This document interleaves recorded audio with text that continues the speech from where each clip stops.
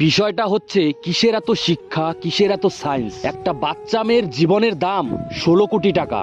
আজকে ভারতবর্ষে দাঁড়িয়ে ভারতবর্ষের এত বড় বড় ডাক্তার, এত বড় বড় সায়েন্টিস্ট থাকতেও বিদেশ থেকে 16 কোটির একটা ইনজেকশন কিনতে লাগছে। 16 কোটির একটা ইনজেকশন দিলেই যে সে প্রাণে বেঁচে যাবে তার গ্যারান্টি কে দিচ্ছে? যদি সেটা গ্যারান্টি যুক্ত একটা ইনজেকশন হয়ে থাকে তাহলে তার দাম 16 কোটি কেন হচ্ছে? এই নিয়ে কারোর কোনো মাথা ব্যথা নেই। আমাদের দেশে এত প্রকল্প রয়েছে, এত বড় বড় নেতা মন্ত্রী, আম্বানি এদের মতো লোকেরা ছেলের বিয়ে দিচ্ছে কোটি কোটি টাকা খরচা করে।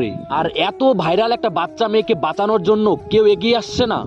অরিজিৎ সিং আসছে, তার নামটা শুনছি, কিন্তু কত দিচ্ছে কিছু জানা যাচ্ছে না। রূপম ইসলাম তার পুরো জমানো টাকা দান করেছে, এটাও শুনলাম। তারপরেও 16 কোটি হচ্ছে না। রাজ্য সরকার কিংবা কেন্দ্রীয় সরকার থেকেও কেউ পাশে দাঁড়াচ্ছে না। কেন?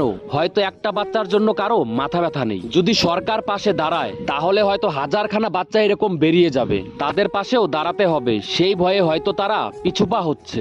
লক্ষ্মীর ভান্ডার নিয়ে যাদের মাথা ব্যথা নেই, আর যারা লক্ষ্মীর ভান্ডার পাচ্ছেন তারা অন্তত পক্ষে দান করুন 1 মাসের টাকা। হয়তো 16 কোটি টাকা একদিনে উঠে আসবে, একটা বাচ্চার জীবন বেঁচে যাবে। এখানে রাজনীতি করছি না, একটা বাচ্চার জীবন বাঁচাতে বলছি। লক্ষ্মীর ভান্ডার হয় অ্যাকচুয়াল দরকারের জন্যে, আর এক লক্ষ্মীকে বাঁচাতে লক্ষ্মীর ভান্ডার ভাঙতেই হবে। আপনারা সবাই পাশে থাকুন।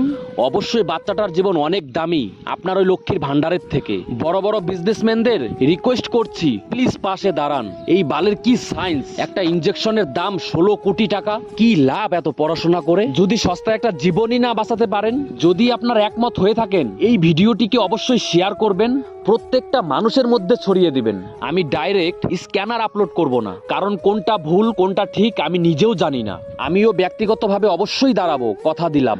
আপনারা এই ভিডিওটিকে অবশ্যই শেয়ার করবেন, প্রত্যেকটা মানুষের মধ্যে ছড়িয়ে দেবেন। সরকারের দৃষ্টি আকর্ষণ করবেন এবং বড় বড় সায়েন্টিস্টদের দৃষ্টি আকর্ষণ করবেন। অস্মিকা নিজে থেকে উঠে বসতে পারে না, হামাগুড়ি দিতে পারে না, এমনকি বাবা মায়ের হাত ধরে টলমল করে উঠে দাঁড়ানোর ক্ষমতাটুকুও নেই অস্মিকার।